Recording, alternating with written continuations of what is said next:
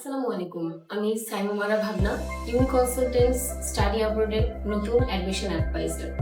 আজকে আমরা এমন একজনের সাথে কথা বলবো যিনি তার স্বপ্ন পূরণের জন্য এক ধাপ এগিয়েছেন।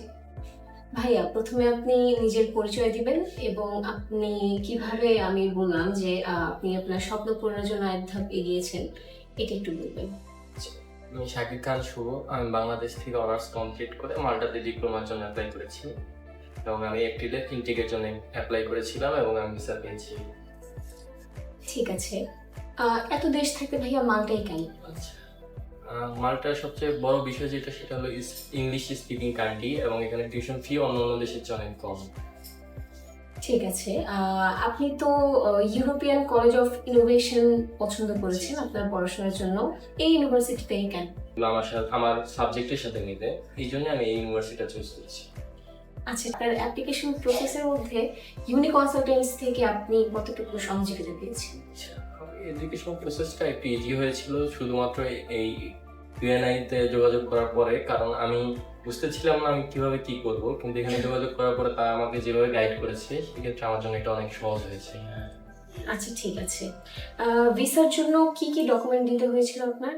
ভিসার জন্য ডকুমেন্ট লাগছে আমার পাসপোর্ট, ট্রাভেল ইন্স্যুরেন্স এবং সার্টিফিকেট, আদার্স আরও বেশ কিছু কাগজপত্র আমার লেগেছিল।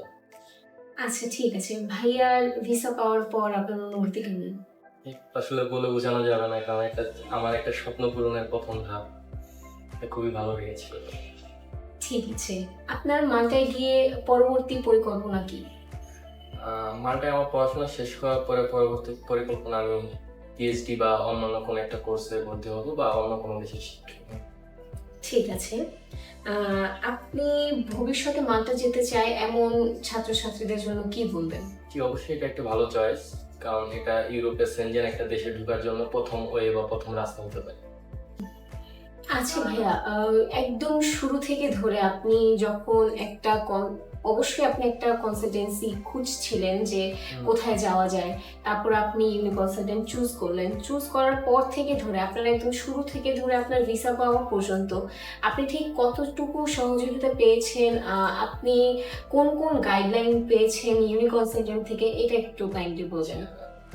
বলতে গেলে আমি আসলে আমার শুধু সার্টিফিকেট এবং আমি আমার নিজেকে ছাড়া আমি আর কোনো কিছু নিয়ে এখানে আসি নাই, এবং তারা আমাকে ফার্স্ট টু লাস্ট যে ভিসার চেক লিস্টে যে যে ডকুমেন্টস লাগে, যেভাবে সাজানো গোছানো লাগে সব তারা এইভাবে সাজিয়ে গুছিয়ে দিয়েছে। আমি সেক্ষেত্রে গিয়ে শুধু সাবমিট করেছি।